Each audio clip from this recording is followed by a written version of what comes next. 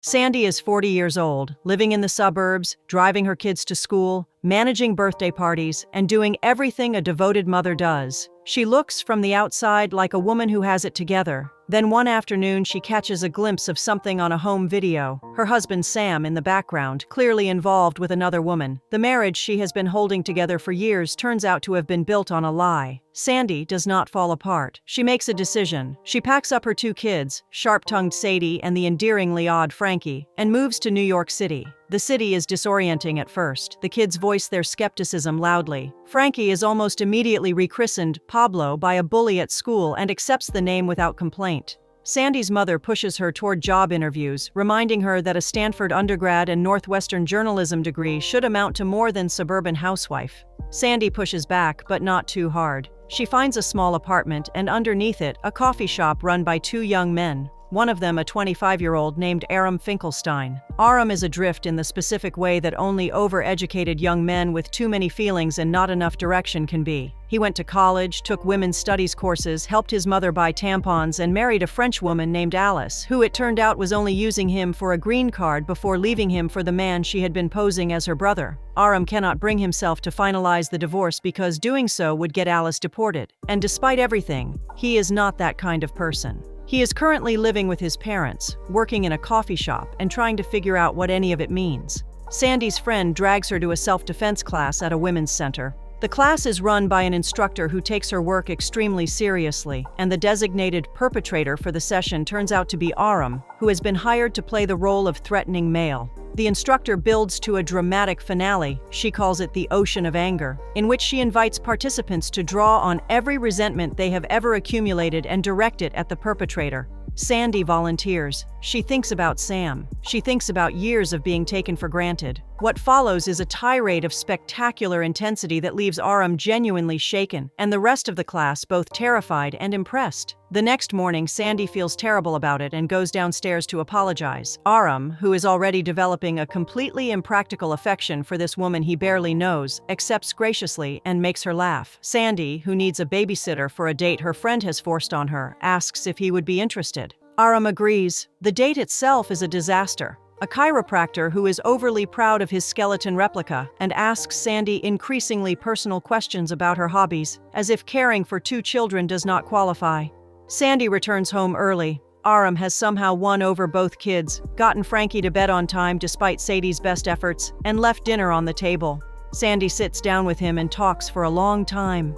Gradually, Aram becomes a fixture. He takes the kids to school when Sandy is running late, learns their specific preferences and anxieties, cooks dinner when she has to work late. Sandy gets promoted at the sports network where she has been doing statistical research. Her obsessive fact-checking system catches the attention of the executive producer, who offers her a writing role. The hours get longer. She asks Aram if he would consider taking on the role full-time as an actual nanny. Aram's parents, who had higher professional ambitions for their son, are not pleased. His friend Mitchell finds the whole situation either hilarious or suspicious, depending on the day. A headhunter has already approached Aram about a position at a serious financial firm. He turns it down without mentioning it to Sandy. Sandy discovers this at a boxing match. She had given Aram the tickets and assumed he would bring a friend, but he had no one to ask, so he asked her, and she said yes. And somewhere between the first round and the intermission, it becomes apparent to both of them that this is not strictly a professional outing. A man approaches Aram during the fight, the recruiter from Roscoe Mathis, who is visibly baffled that the one person who ever turned them down is sitting ringside with his boss. Sandy listens to the exchange and understands what Aram gave up. She does not know how to process this. A boxer falls into the crowd near their seats and Aram takes a solid hit. Sandy takes him back to her apartment to recover. Sam shows up. He has been largely absent from the children's daily life, but arrives that evening apparently expecting some version of his old world to still be available. He finds Sandy happy, the apartment warm, the kids settled, and Aram in his kitchen. The jealousy is immediate and transparent. He argues that the arrangement is inappropriate, that Sandy should reconsider, that there is still something worth returning to. Sandy freezes. She has never been able to hold her ground with Sam. There is something about him that has always stolen her voice. Aram watches her go quiet and understands exactly what is happening. He prompts her, gently but clearly. He reminds her of the ocean of anger. Sandy finds her voice. She tells Sam, in terms that owe something to the self-defense class and a great deal to 15 years of accumulated feeling, exactly what she thinks. Sam leaves. Aram tells Sandy she was magnificent. She tells him she would like to take him out the following night. Their first real date is chaotic in the way first dates often are when they involve two people who have already been sharing a life. Aram's friend Mitchell has a theater showcase that he has been preparing for months, and Aram, caught between not wanting to disappoint him and not wanting to cancel on Sandy, brings Sandy to the show. It is deeply earnest. They attend the after-party at a friend's loft. Alice appears, Aram's ex-wife, now apparently in some kind of 12-step program for emotional manipulation, who wants to make amends. Aram is polite and leaves with Sandy. They come home and fall into something that is quiet and warm and real. Frankie walks in on them and requires an explanation. Aram provides one, with more honesty than Sandy quite prepared for. Frankie considers this and concludes it is fine. Sandy introduces Aram to her friends at dinner, which goes mostly well until someone mentions the year Aram was born, and Sandy's friend points out that Sandy was pregnant that year. The table goes quiet in the specific way tables do when everyone has just registered an uncomfortable arithmetic. Aram handles it with humor. Sandy handles it less well. Her friends are supportive, but their support has a quality of fascination that she finds exhausting. Aram's own mother, when they visit, makes her feelings about the age gap transparently clear. Sandy absorbs all of this. She is 40, he is 25. She has 2 children, an ex-husband, and a career that is finally gaining traction. She begins to wonder whether she is doing Aram a disservice by letting this continue. Then she finds out she is pregnant. She tells Aram. He is shocked for approximately 90 seconds, and then tells her, with an earnestness that is either deeply romantic or deeply alarming depending on one's perspective, that he wants to be with her and that a baby with her sounds like the best possible version of his life. Sandy is moved. They go to the doctor together. The doctor tells them it is an ectopic pregnancy. The embryo has implanted in the fallopian tube rather than the uterus.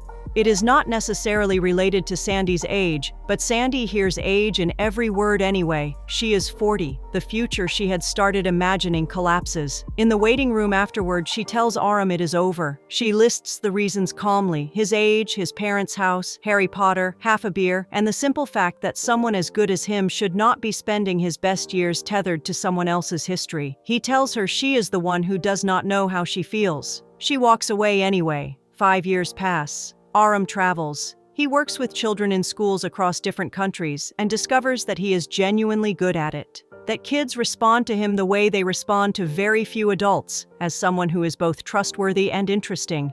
He is offered a drink at the end of every tour by a woman who finds his rapport with kids hopelessly attractive.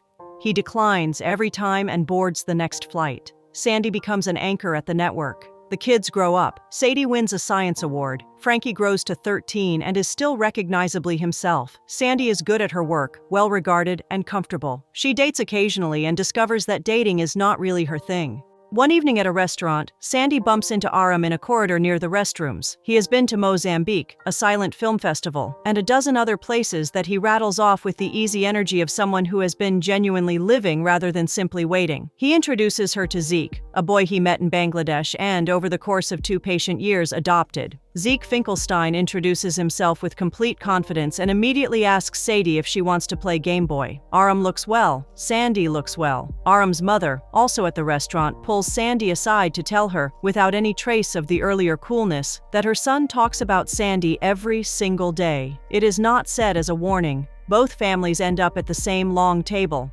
Sandy and Aram sit across from each other among the noise of children and wine glasses and conversation. He is 30, she is 45. The gap is mathematically identical to what it was. Everything else has shifted.